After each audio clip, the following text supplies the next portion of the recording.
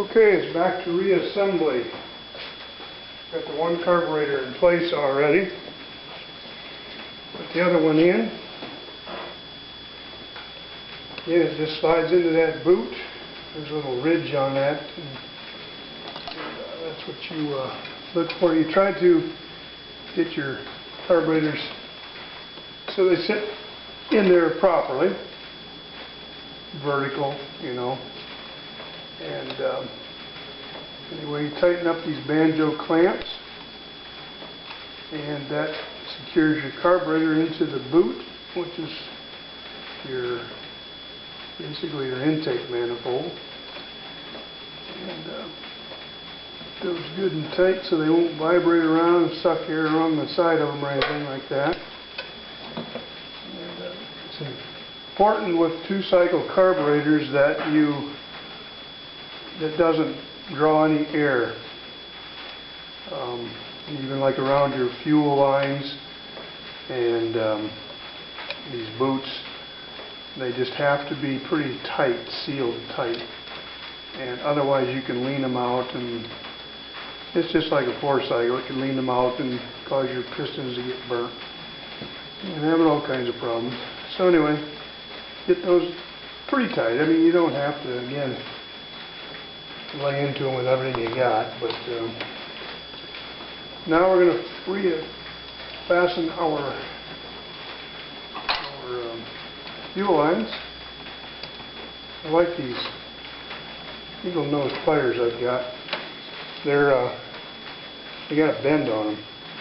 I'll tell you what, those are the handiest little things for putting these little squeeze clips on.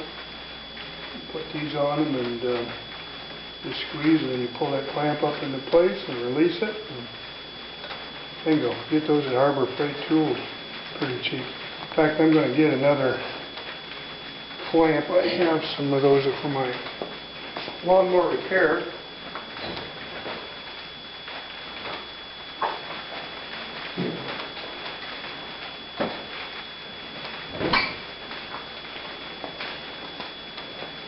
I like those better than those hose clamps. Just put this on. I hope this fits. Oh, nuts. It won't. Nope, guess not. Too big. So we're going to put this hose clamp back on. Then stick it on. And we'll put that and tighten down.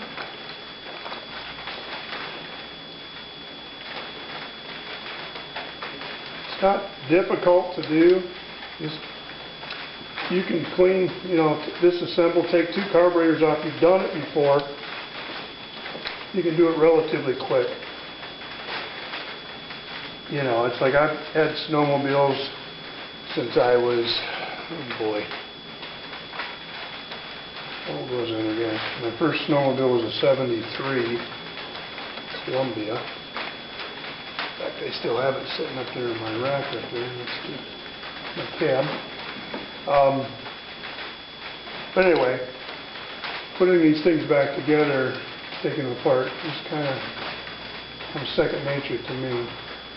So now we just inspect everything. If you see something that just doesn't look copacetic, like these chokes, look like they got some crud on them. So we're going to take some carb cleaner. Give them a shot before I put them back in there.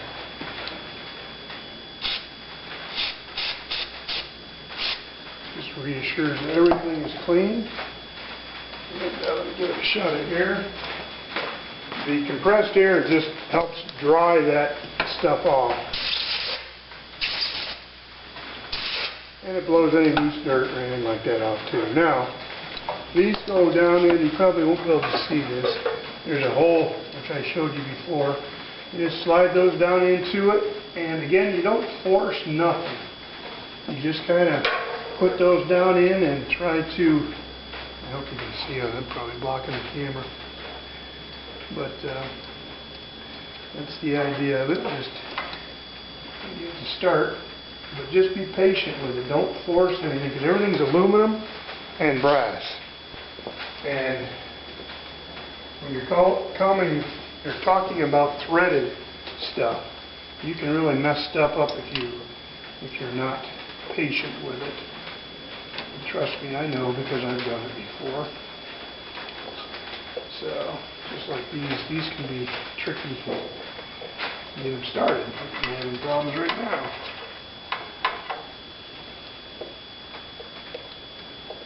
Once they start, there it goes. It'll fall right into place. So there's that. I'm just going to set everything into place, then I'll tighten it up, but to just give you guys an idea of what we're talking at. Look at your slides, because they get